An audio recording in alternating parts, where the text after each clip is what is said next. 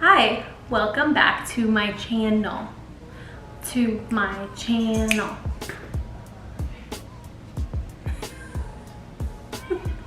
Baby.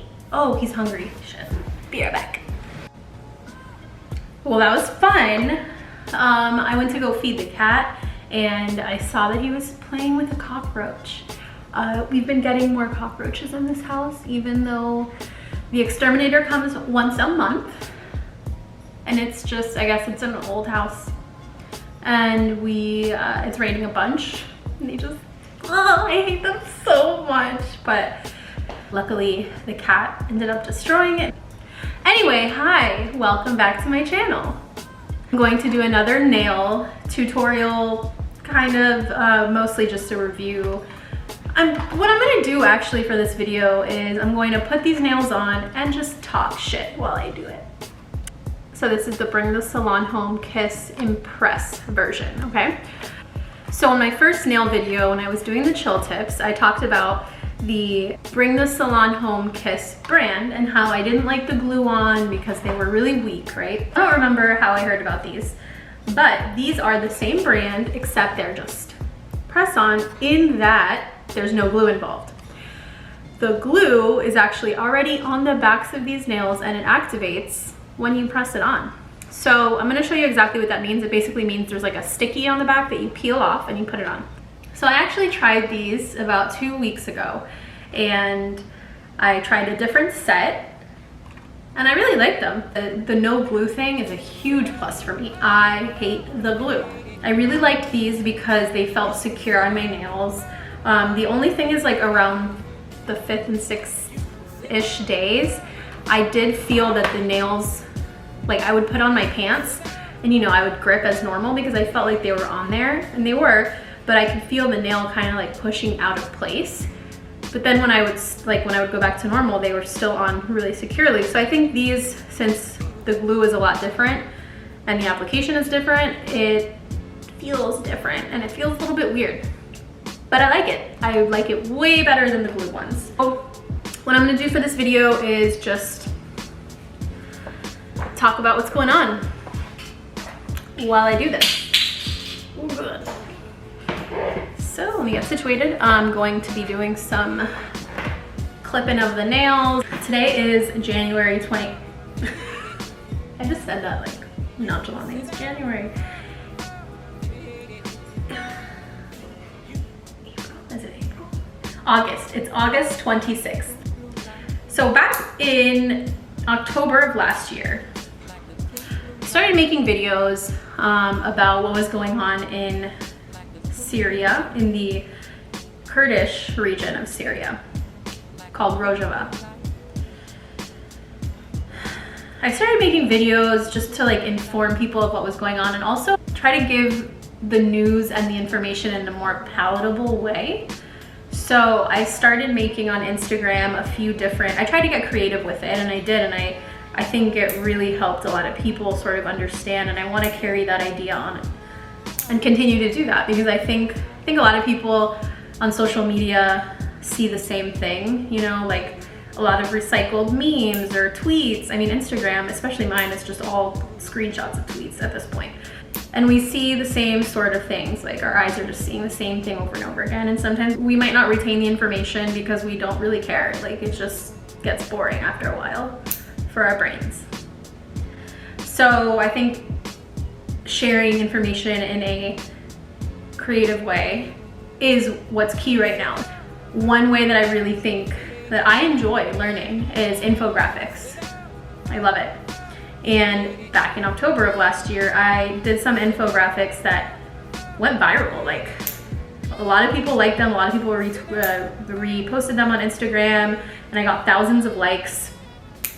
And they weren't even done well. They were done on Fonto, a free app on my phone, just basic stuff. Like, the visual part of it, like the pictures that I would put, I did it on Paint, and then I added text through Fonto. Like, very easy, very minimal work and effort and talent really like went into it, and it went over super well, and a lot of people thanked me for spreading awareness, spreading information. Cool.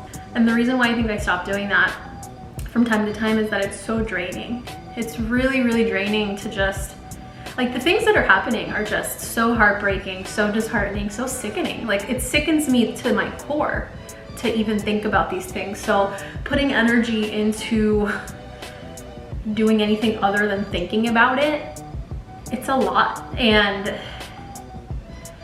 I'm gonna try my best to do it, because at the end of the day, like, there's people that go to war. There's people that go to war who like get killed for standing up for freedom and for justice. There's people who are tortured and like that go through so many horrendous things, and I don't want to limit myself just because it doesn't feel good, you know?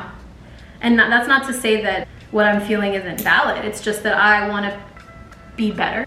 Because here's the thing, at the end of the day, at least what I believe, is that there's so many horrible things that happen in the world. And I think the only thing that can get me through it and make me okay with it is to make a difference, educate somebody. If I can educate one person and have somebody's view of the world of an A or B issue change or evolve, or have somebody think in a different perspective, have a mindset shift, that's enough for me. Inspiring people, teaching people, fighting for what's right, and standing for what you believe in. So what's been happening? I mean, the thing about doing videos and putting out content really is that things happen every day, every hour. Insane things happen. Like, so I guess what I'm going to talk about today is the shooting that left Jacob Blake paralyzed for zero reason. So Jacob Blake is a man, a black man. And so here's the thing. I haven't watched the video of what happened because to me, that's just like murder porn, and I don't want to see it. So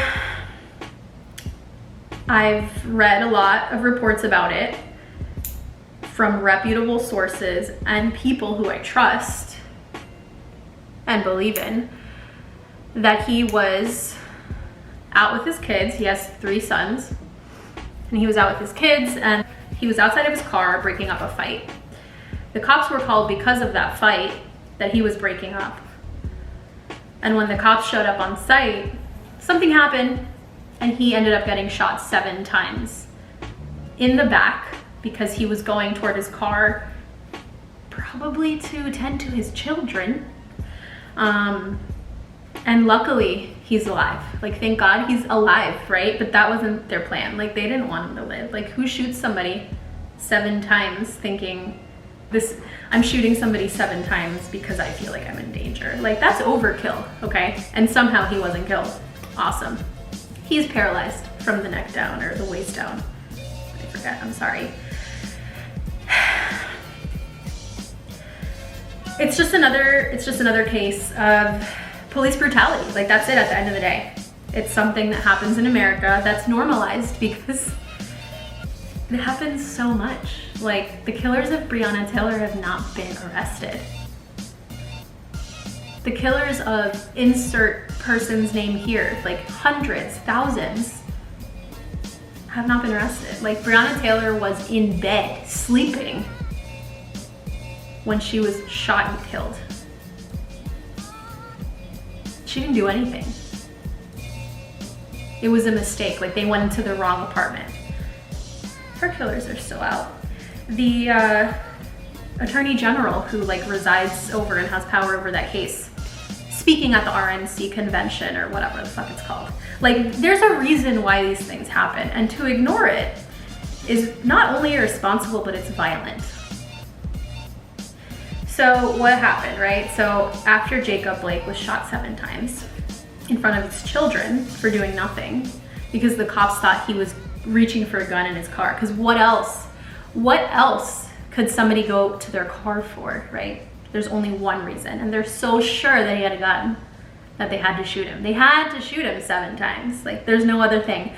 They can't like do anything other than shoot people. Like, what these cops are really doing is proving that their training they have zero training, that they suck at their job. Actually, they're good at their job because their job is to do these things. Like, they they're praised for it. Like, so I guess they're doing their job just right, to be honest. But anyway, yesterday there have been protests since this went down in Kenosha, Wisconsin.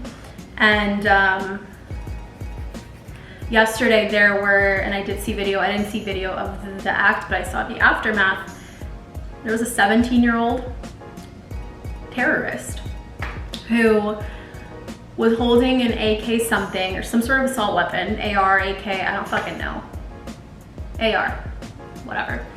And just walking the streets, ended up shooting and killing 2 people, 2 protesters. But it's the same thing over and over. It's Dylan Roof again. It's Dylan Roof who commits a mass shooting and is taken to Burger King on his way to the precinct. But anyway, so this guy, either before or after he murdered 2 people on the street, 2 protesters who were just performing their First Amendment right, after he shot these 2 people, killing them on the street, protesters, he walked past the cops. And I did see this video. He put up some sort of hand signal, which was, I don't know what it is, but obviously something that the cops understood, because the cops were like nodding at him. And he was basically celebrated after that. He got to go home and sleep in his bed. Now, since the videos have come out and people are going fucking nuts over it because it's disgusting, like it's a crime that's on video.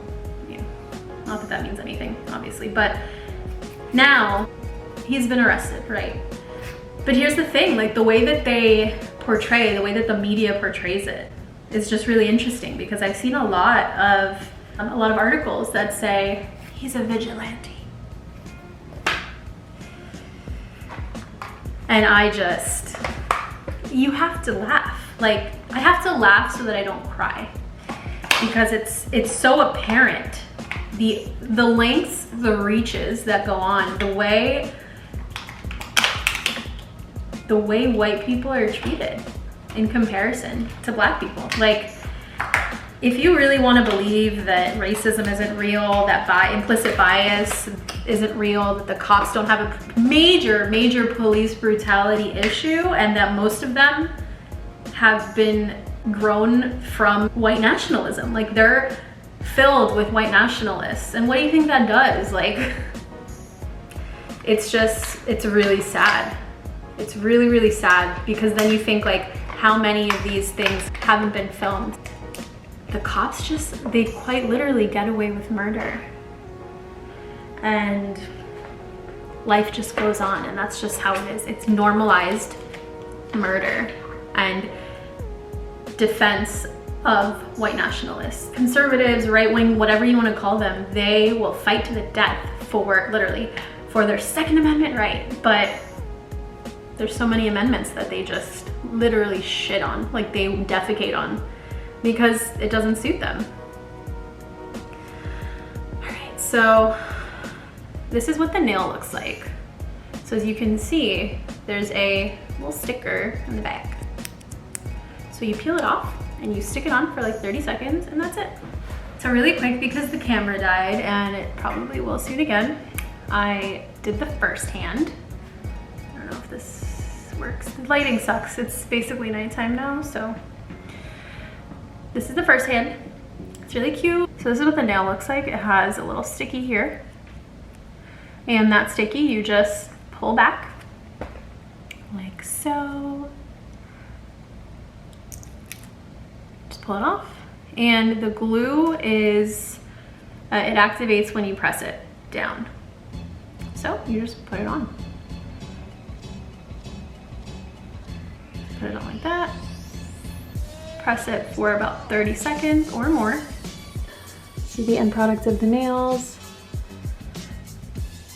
Like I said, they're transparent, so they're funky looking.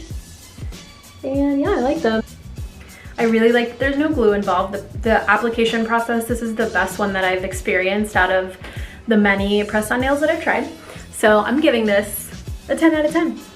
And like I said, last time they lasted a week, so we'll see how long these last. Again, as I've said with my other nails, if they last a week, I'm happy, because they're affordable and really easy to apply. Great, well, thank you for watching. Subscribe to my channel if you like my content, like this video, comment, let me know what other kind of content you'd like. Thanks for watching again, and I'll see you next time.